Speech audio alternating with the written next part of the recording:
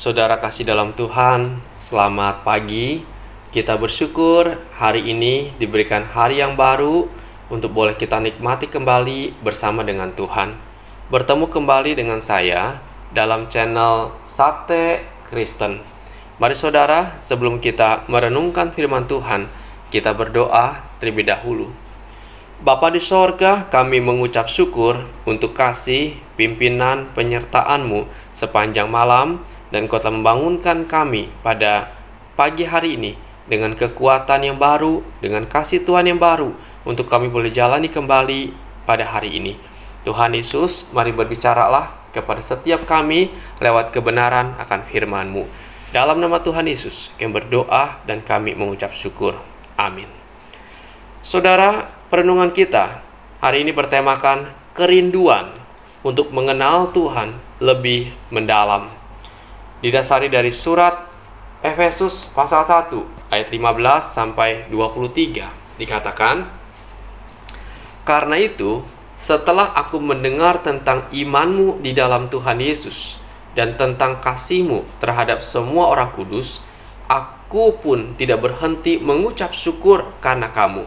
Karena aku selalu mengingat kamu dalam doaku dan meminta kepada Allah, Tuhan kita Yesus Kristus, itu Bapa yang mulia itu, supaya Ia memberikan kepadamu roh hikmat dan wahyu untuk mengenal Dia dengan benar, dan supaya Ia menjadikan mata hatimu terang, agar kamu mengerti pengharapan apakah yang terkandung dari panggilannya, betapa kayanya kemuliaan bagian yang ditentukannya bagi orang-orang kudus, dan betapa hebat kuasanya bagi kita yang percaya, sesuai dengan kekuatan kuasanya yang dikerjakannya di dalam Kristus, dengan membangkitkan Dia dari antara orang mati dan mendudukkan Dia di sebelah kanannya di sorga, jauh lebih tinggi dari segala pemerintah dan penguasa dan kekuasaan dan kerajaan dan tiap-tiap nama yang dapat disebut,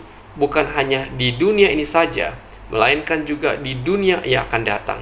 Dan segala sesuatu telah diletakkannya di bawah kaki Kristus, dan Dia telah diberikannya kepada jemaat sebagai kepala dari segala yang ada. Jemaat yang adalah tubuhnya, yaitu kepenuhan Dia yang memenuhi semua dan segala sesuatu.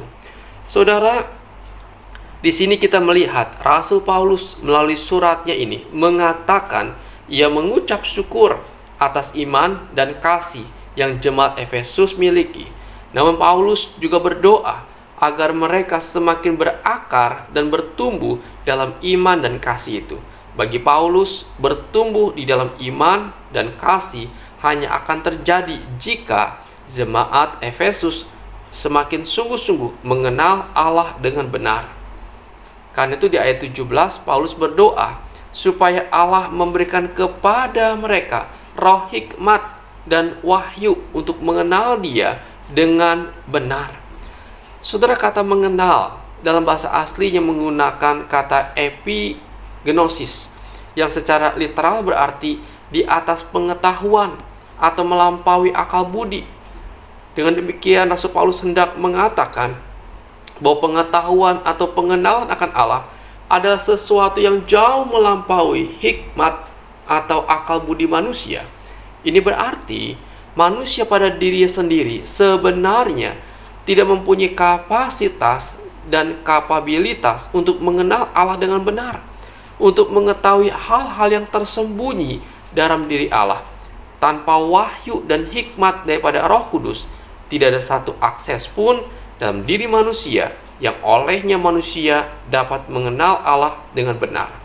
Karena itu Tuhan Yesus dalam Matius 11 ayat 27 mengatakan, tidak ada seorang pun mengenal anak selain Bapa, dan tidak seorang pun mengenal Bapa selain anak, dan orang yang kepadanya anak itu berkenan menyatakannya. Saudara, Rasul Paulus mengerti betul kebenaran ini. Itulah sebabnya ia berdoa supaya Allah memberikan roh hikmat dan wahyu untuk mengenal Tuhan dengan benar.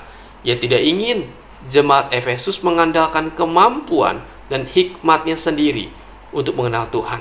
Karena apa? Dalam 1 Korintus 2 ayat 5 dikatakan, supaya iman kamu jangan bergantung pada hikmat manusia, tetapi pada kekuatan Allah. Saudara, dalam bukunya Menaklukkan Segala Pikiran kepada Kristus, seorang teolog bernama Richard Pratt mengingatkan bahwa penggunaan hikmat manusia sebagai dasar untuk memahami kebenaran Tuhan justru akan membawa kita jauh dari Allah dan menuntun kita kepada ketidakbenaran. Dengan kata lain, kita membutuhkan pimpinan dari Allah Roh Kudus dan hikmat-Nya untuk kita mengenal Tuhan dengan benar dan mendalam. Dan salah satu sarana yang dapat kita pakai untuk mengenal Tuhan dengan benar ialah bersaat teduh setiap hari, menjalin relasi secara pribadi dengan Tuhan, di mana ketika kita saat teduh, maka kita sedang menjalin hubungan pribadi dengan Tuhan, yaitu lewat firman dan doa. Ketika kita membaca firman Tuhan, Allah berbicara kepada kita, dan ketika kita berdoa, kita sedang berbicara kepada Allah. Saudara, tidak seorang pun dapat mengenal Allah jika Allah tidak menyatakan dirinya kepada kita. Jadi lewat pembacaan firman Tuhan yang kita baca, kita renungkan setiap hari, kita mengenal bagaimana kehendak Tuhan, apa yang boleh kita lakukan, mana yang tidak. Ketika kita membaca Alkitab, bukan hanya supaya pengetahuan kita bertambah, tetapi lebih daripada itu, kita sedang mencari Allah, karena fokus Alkitab atau wahyu Allah ialah Allah sendiri. Saudara, karena itu mari kita belajar supaya kita sebagai anak-anak Tuhan punya kerinduan untuk mengenal Allah semakin mendalam. Jalin relasi dan hubungan pribadi yang benar, yang intim dengan Tuhan. Karena iman yang benar harus dapat direalisasikan dalam hubungan kita yang benar pula dengan Tuhan. Karena itu kita tidak cukup hanya tahu tentang Allah, tentang keselamatan, tapi sebagai anak Tuhan kita harus mengenal Allah yang kita sembah dengan benar dan mendalam. Dan sarana yang dapat kita pakai ialah memiliki hubungan yang benar, yang dekat dengan Tuhan setiap hari. Mari saudara, kita belajar mengenal Tuhan dengan benar dan mendalam. Kiranya renungan ini boleh memberkati saudara sekalian. Amin. Bapa di sorga, terima kasih untuk kebenaran-Mu hari ini.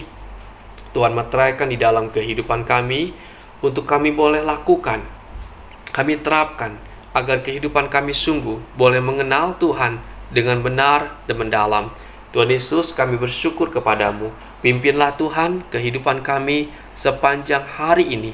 Tuhan yang menolong dan menyertai kami. Berbagai aktivitas kami hari ini, Tuhan menolong, Tuhan menyertai dan memberkati kami. Kami sedang sakit ya Tuhan, baik kami sakit terkena virus corona, kami sedang diisolasi. Tuhan tolong, berikan kami pemulihan, berikan kami kesembuhan, berikan kami kesehatan daripada Engkau. Kami sedang sakit kanker paru-paru, Tuhan juga tolong kami melewati sakit penyakit ini yang tidak mudah. Engkau memberikan kami kesabaran dan kekuatan, bahkan mukjizat-Mu bagi kami ya Tuhan. Kami sedang sakit Tuhan akan kanker pankreas, Tuhan juga tolong kami, berikan kami kekuatan, kesabaran dan kesembuhan daripada Engkau. Tuhan tolong. Kami sedang sakit vertigo ya Tuhan, Tuhan juga tolong kami. Engkau yang memulihkan keadaan kami dan menyembuhkan sakit kepala kami ini. Terima kasih Bapa, kami juga serahkan sakit akan diabetes kami dalam tangan Tuhan. Engkau juga yang memulihkan, menormalkan Tuhan akan gula darah kami. Ya Tuhan, tolonglah kami. Tuhan berdoa juga Tuhan yang sedang sakit kista. Oh Tuhan tolong, Engkau juga boleh memberikan kami pertolongan Tuhan, kesembuhan yang daripada Tuhan saja. Terima kasih Bapa, kami berserah sepenuhnya membawa hidup kami, pekerjaan kami, usaha dan keluarga kami, dan sakit penyakit kami ke dalam tangan Tuhan. Tambah-tambahkan iman untuk kami boleh terus Tuhan berharap hanya kepada Engkau. Tuhan Yesus, terima kasih. Inilah doa kami. Di dalam nama Tuhan Yesus kami berdoa dan kami mengucap syukur. Amin. Selamat pagi saudara, selamat beraktivitas, dan mari kita melakukan minimal satu kebaikan kepada sesama kita pada hari ini. Dan Tuhan Yesus memberkati kita sekalian.